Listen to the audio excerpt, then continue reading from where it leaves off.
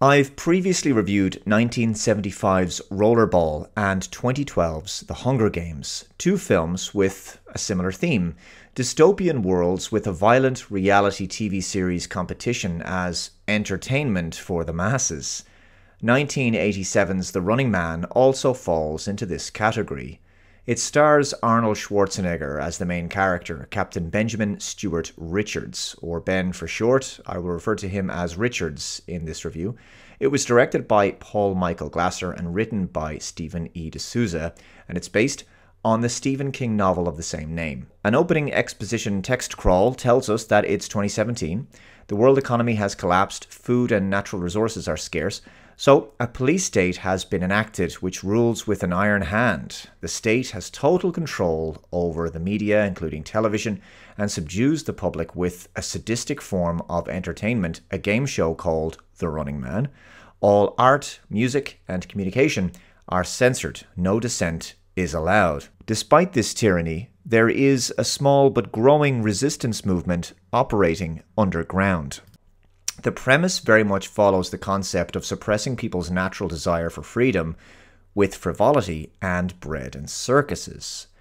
An enforcer of the regime, helicopter pilot Captain Ben Richards, goes rogue when he refuses to open fire on a group of unarmed food protesters when he's instructed to. He won't fire on helpless people. There's women and children down there, so the other guys in the helicopter have to detain him. He's sent to a detention zone for 18 months, and he stages a prison break with the help of some members of the resistance, Laughlin and Weiss. There's a shootout, and Richards kills a huge amount of prison guards. It's a decent action sequence, and Schwarzenegger gets in a few decent one-liners in this movie.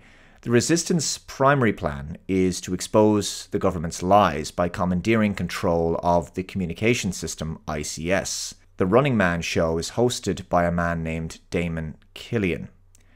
So anyway, the prisoners get out and escape to the grimy, dark hellscape of Los Angeles. An advertisement for the Running Man TV show says that it gives enemies of the state exactly what they deserve. The resistance members are concerned about the brainwashing effect of the TV on children especially. Richards is offered a chance to join the resistance, but he declines. He wishes his fellow escapees well, but he says he's not into politics, he's more into survival. He leaves and goes to visit his brother, but finds that a woman is now living in his apartment. Her name is Amber Mendez. A warning has gone out that Richards is on the loose and considered armed and dangerous. He's called the Butcher of Bakersfield, which isn't true. Mendez explains to him that the previous tenant, which is his brother obviously, was taken away for re-education. So while trying to flee the country, Richards is caught in the airport and brought before Killian. Killian is unhappy with the show's current declining ratings and is looking for a runner who can raise the show's profile. The Butcher of Bakersfield might just fit the bill. The Running Man is basically a game where a stalker with a flashy stage name like Captain Freedom or Buzzsaw or Dynamo chases a runner until they're killed. I suppose in many respects, the game does what Rollerball does. It teaches the public about the futility of resistance. Killian coerces Richards into the show by telling him that he'll put Weiss and Laughlin in his place if he doesn't agree. So he goes along with it, but then Killian throws both men into the program anyway. Mendez watches a TV broadcast that claims Richards murdered people in the airport, which she knows isn't true. So she begins to question everything that the media has said about him. Richards is offered a full pardon if he takes part and survives the competition. Richards kills the first stalker in the first game, much to the surprise of everyone because that's never happened before. Mendez is then thrown into the game also. She later joins them. In the next game, which involves some vehicular warfare against the runners, Richards kills another stalker with a chainsaw and then kills another one with a piece of metal. Laughlin and Weiss are both killed during the melees. The plan is to put Richards up against Captain Freedom, but he refuses to fight using advanced weaponry. He believes that combat should be honourable, hand-to-hand only. Mendez has managed to get the uplink code and they've gotten to the resistance members. But then we see on television that there's a fight between Mendez, Richards and Captain Freedom. It's brutal and they're both killed. Only we then find out that this is all some sophisticated digital trickery.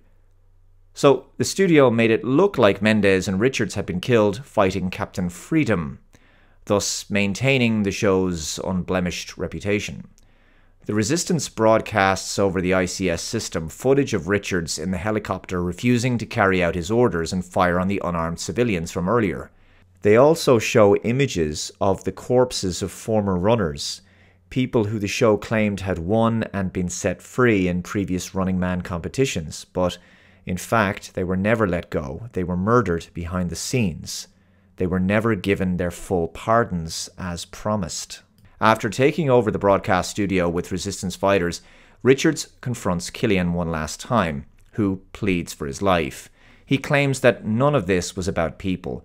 It was only ever about ratings and giving American people what they appear to want: violent entertainment.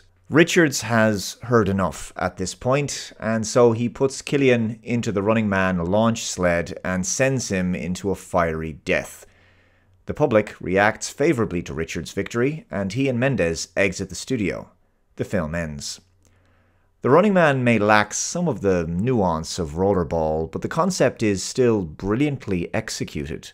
Schwarzenegger is well suited to this kind of role. There's plenty of over-the-top theatrical violence, it's well-paced, the music is great, and it's a brilliant satire on media and entertainment.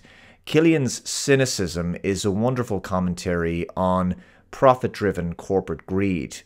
There's a decent exploration on fake news, propaganda, and media lies, political collusion, and the power of narratives and emotional manipulation of the masses. The Running Man game show serves to basically take the natural, rebellious energy of the public and channel it into an unproductive, frivolous waste of time. This basically neutralizes political dissent, and it enables the system to maintain its power and control over the population, keeping them entertained, docile, and distracted, and willing to accept living in a totalitarian police state with no freedoms, again, bread and circuses. Furthermore, the Running Man game show presents object lessons to the public. It makes examples out of political dissidents, or enemies of the state as they're referred to. The public are encouraged to watch this gladiatorial death match and root not for the underdog, but for the system's champion, the stalker, who ruthlessly crushes opponents of the system, thus further serving to dissuade people from ever challenging the system by reinforcing its position of strength and power. The Running Man is a good classic 1980s sci-fi action film, and I think it's one that's generally overlooked and underrated, considering it wasn't much of a financial success at the time. I think it's well worth another watch. So, what do you guys think of The Running Man? Let me know your thoughts in the comments below. Thank you very much for watching. Please hit that like button, share this video, and subscribe to the channel. Take care, guys, and I will see you in the next video. Bye-bye.